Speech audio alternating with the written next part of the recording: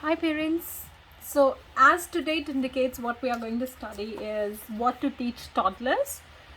So moving forward we will be doing some series of like how to teach and what to teach to the toddlers.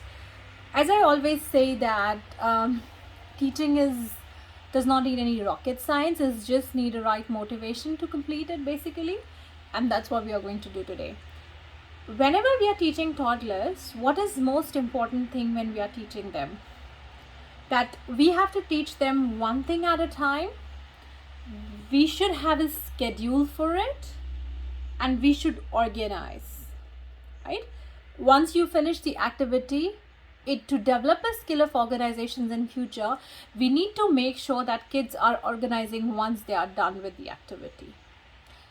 When you are saying or doing any activity to the toddler, make sure you are talking about it. Like, let's do rhymes. It's a rhyme time. It's a storybook time. It's a map time. So when you say this thing, their vocabulary increases. Also, they get used to for that. If kid is taking interest, that does not mean you have to pull it off for an hour. If kid is taking an interest, means we have to make sure that interest is consistent. So what we do is, like, suppose what do you teach? Now you teach rhymes. Now are you teaching a same rhyme every day? You need to change rhymes. There are around 300 rhymes from what I know. Could be more, but from my limited knowledge it's definitely 300. It's 300 from what I know. You can choose and see how many they know. By this time most of them knows quite a lot. And show actions, do some actions with it. Kids love actions. So it's kind of like actions are really motivating. Actions make them feel lively, and slowly you realize that they learn to enjoy within themselves. Storybooks are one of the another good media. Mostly, like, it's picture books. uh, Picture books, like, you can take any book and read them, like car book. There are set of books that I took. I remember there was a set, like 23 books were there for transport, for vehicles, for emergency vehicles, I guess, and then alphabets, then another kind of a thing. So you can just take one at a time and just make sure you finish it. So make a cabinet, make a book shelf and just put the books in it. This is something I really fascinates me. I wasn't very much of a primary teacher or a kindy teacher ever, but once when the maths things have been introduced to my um, stakeholder, then I realized that this is one of the things which is very interesting, and I experimented it with the little kids, and it came up to my surprise. They learn the continents really well. They love to know about the state, and then they slowly move on to countries in the world and stuff like that. And so this is something I really recommend you to do. If you don't do it, just make sure you do it, because it really fascinates the kids. So say map time, what are you looking at? So that will give them an options of, okay, what time it is. Then going to the sandpit is like touch and feel kind of a thing. So playing with the sand really gives a good pleasure to the kids, and it's kind of like make sure they don't eat, of course. And the kinetic sand is another good clean alternate, but they do experiment, they can eat. Now active plays like slides, hops, parks, whatever you prefer. So that active play is really important.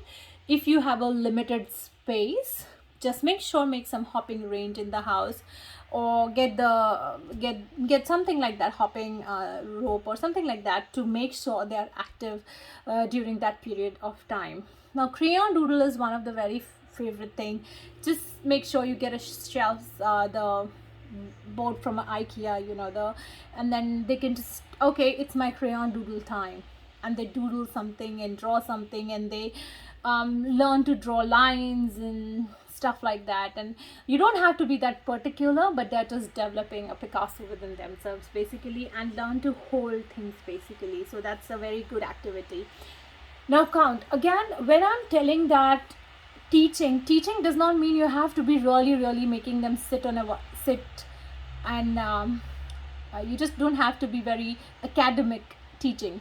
This is kind of like a learning teaching, basically, to make them they are sitting, to make them they are focused, and then doing the steps, doing the dishes, taking off the dishes from the dishwasher, or just putting the things in place.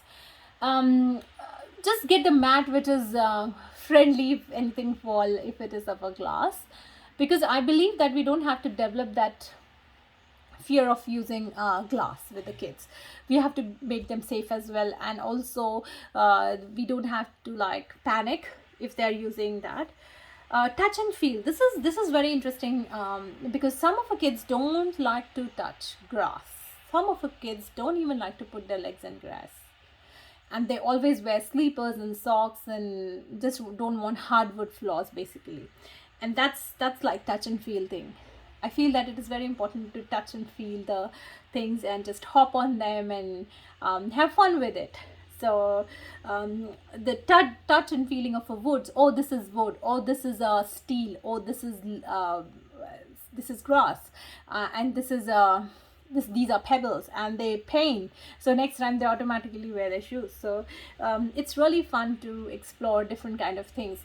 If you give them pipe cleaners and mirrors and papers, it's fun. They need repetitions of things. Quiet time, a quiet time is really important. When they wake up, say everyone it's a quiet time, because you don't want to talk. Make them that habit, and this may be a good thing for you, that it's a quiet time for everyone. Breakfast time is kind of like a quiet time and stuff like that. Look, whatever you feel as a family could be a quiet time for you. Now colors, introductions of colors is very interesting. You can use with the crayons, or you can just use with colors, and of course the count includes the shapes as well, and you can mix count with colors as well. So you can mix and match whatever you feel. You can use the specific color cards. Oh, I'm using a green today to do a doodle, or like that. So colors are going to come in quite a few places. Now again, you don't have to include in everything, because you don't have to make them learn everything. It's a process. Snip and paste is one of the very cheesy activity that everybody likes. It's a bit dirty at times. You can take a plain paper, snip it off, and then throw it in a bin. That's it. You can use but you have to make sure, can we use this paper kind of a thing, or just an alarm, because otherwise maybe your important mails will be in the trash. So just make sure, be a little mindful the kind of a kid you have, and the needs of a kid, of course. The another very interesting thing I came up with is the solar system. This is something very fascinating. My son loves solar system when he was small, and we just have a little telescope and then watch the stars with it. That's the first introductions of a biology, astronomy. Everybody wants to be an astrologer when they're small, and then maybe they can go out for a tour. Who knows? So this all is going to be the fun things with the toddlers. These are really important thing. Another very important thing with the rhymes that I forgot to mention is that you can include instruments. So that's really interesting to see them playing with the instruments when they are listening to the rhymes.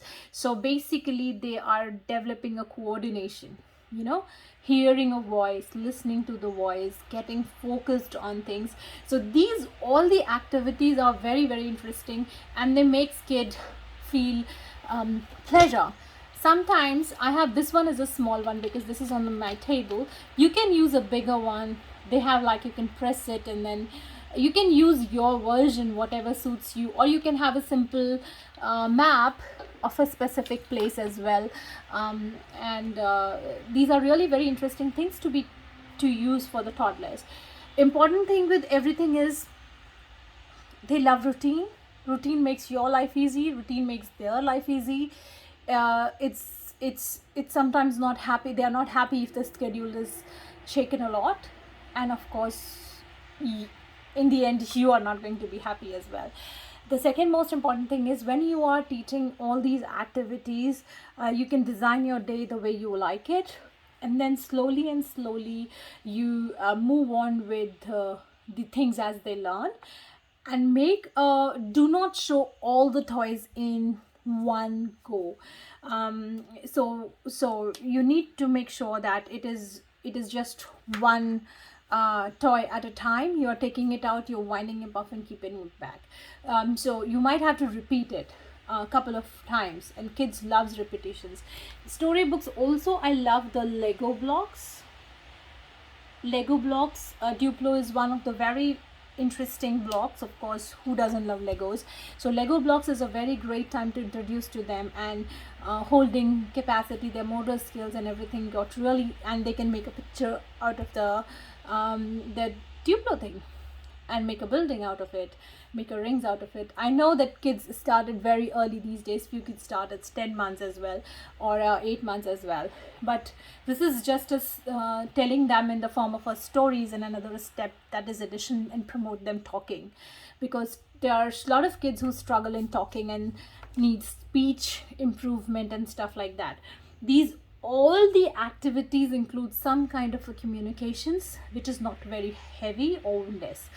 If your kid is really really interesting and really uh, active, then you might think about swimming as well, as an activity to be included, and or include basketball or a football as a part of their lives, if they are really active and they really keep you on toes.